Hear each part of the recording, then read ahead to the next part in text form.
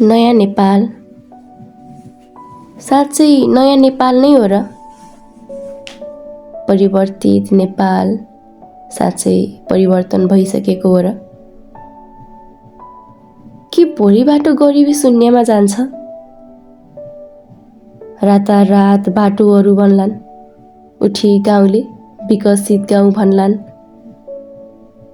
कि विदेश गएका आजै फर्कलान्, जान लागेका बीच बाटैबाट फर्कलान्। गाडी नपुगेको सुदूरपश्चिममा भोलि नै गाडी पुग्छ होला, उड्दा आँखा अगाडि पुग्छ होला। जागिर नपाएका युवाहरू भोलिबाट स्वरोजगार होलान्। कि भोलि नै बेरोजगारी शून्यमा झर्ला?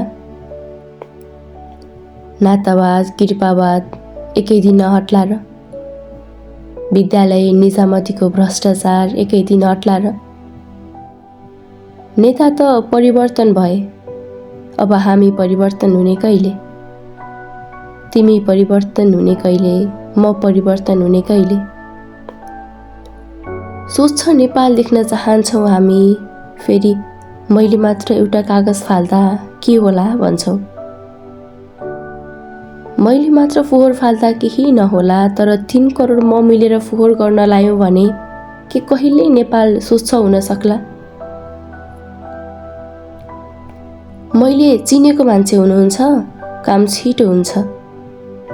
एकैछिन विचार गरौँ त, नातावाद त हामीले हटाउन खोजेको होइन र? मेरो लागि कसैले काम गर्दा सहयोग हुन्छ, अरूको लागि त्यही काम नातावाद हुन्छ। म नबदलिएसम्म नातावाद कहिल्यै हट्दैन।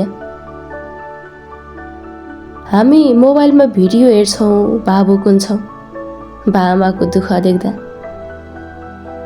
हामी त्यसलाई लाइक सेयर गर्छौँ। यदि हामीले त्यो मोबाइलको समय बाआमालाई खर्चिन सक्यौँ भने कोही बाआमाले दुःख पाउनु पर्दैन। तर म नबदलिएसम्म सबै बाआमाले दुःख पाउनुपर्छ। रुखभन्दा घर धेरै हुन थाले, हामी सबै चिन्तित छौँ। तर हामीले नै कहिले सडक बनाउन त कहिले घर बनाउन भन्दै रुख काटिरहन्छौँ। चिन्ता सबैलाई छ, तर परिवर्तन कसले गर्ने? के नेताले त्यो काम गर्छन्? जब मैले एउटा रुख काटे बापत अर्को रुख लगाउँदिन, तबसम्म हामी सबै चिन्तित नै रहनेछौँ। म नबदलिएसम्म देश बन्दैन, म नसुध्रिएसम्म देश सुध्रिँदैन।